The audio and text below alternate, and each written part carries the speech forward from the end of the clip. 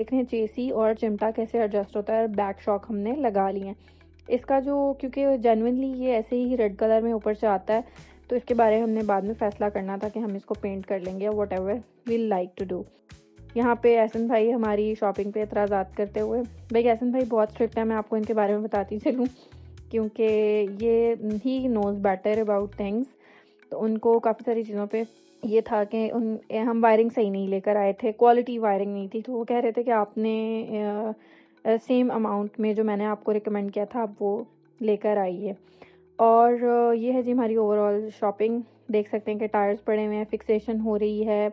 इसके अलावा क्योंकि हमारे बेस पे चिमटा और बैक शॉक और चेसी आपस में एडजस्ट हो चुका है, इसके बाद हैंडल की बारी है।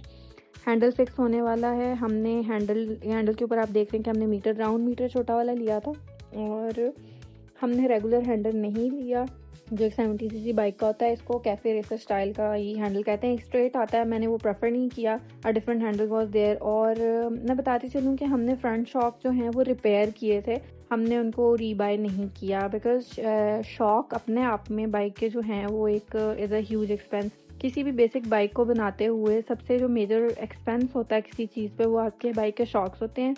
उसके अलावा टायर होता है, रिम होता है, अगर आप कुछ स्टाइलिश रिम लो डिफरेंटली तो फिर ज़ाहिर है उस पर एक्सपेंस आता है। और उसके अलावा लग्जरी या फैंसी चीज़ों में आप जो मर्जी करें, डेकोरेटिव आइटम्स जिसमें लाइट्स होगी, हेडलाइट होगी, साइड लाइट्स होगी, वो आपके ऊपर डिपेंडेंट है कि आप उस पर कितना एक्सपेंस करना चाहते हैं और आप कितना उसको अपीलिंग या अपने स्टाइल या अपने टेस्ट के हिसाब से ऐड करना चाहते हैं। हैंडल फिक्स हो चुका है, अभी ये टेम्परेरीली है। उसके बाद नीचे वाला फ्रंट शॉक लगेंगे, और यहाँ पे मेरे ख्याल से मैंने स्टैंड को और काफ़ी सारी चीज़ें थी जो डीरस्ट होने वाली रहती थी वो करना शुरू कर दिया। हमें ख्याल आया कि why should we buy a new stand, जब कि वो रीपेंट भी हो सकता है और एंड पे जब उसने डस्ट में ही ऑल द टाइम होना है। Now the man is adjusting the chain kit area, इसको ड्राइव ट्रेन भी कहते हैं। यहाँ पे चेन गरारी सेट लगता है और that is a very important part. और साथ साथ में वायरिंग भी एडजस्ट हो रही है, and he is checking the